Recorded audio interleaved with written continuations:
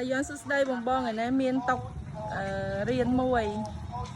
សម្រាប់កូនកូនណាតំណងណាមាំប្រភេទម៉ូតនេះយើងដាក់ទាំងរៀនបានហើយដាក់សភៅនៅខាងលើបានហើយដាក់កូនកាជួយតាំងនៅខាងលើក៏បានដែរខាងក្រោមនោះយើងអាចដាក់ខេសបានទៀត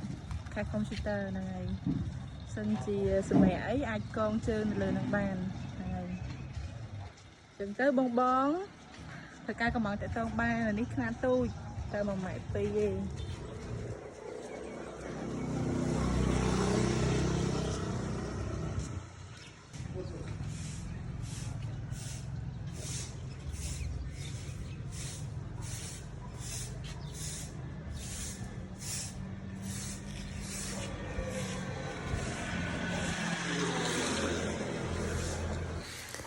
អរគុណសម្រាប់ការទស្សនាវីដេអូជម្រាបលាបង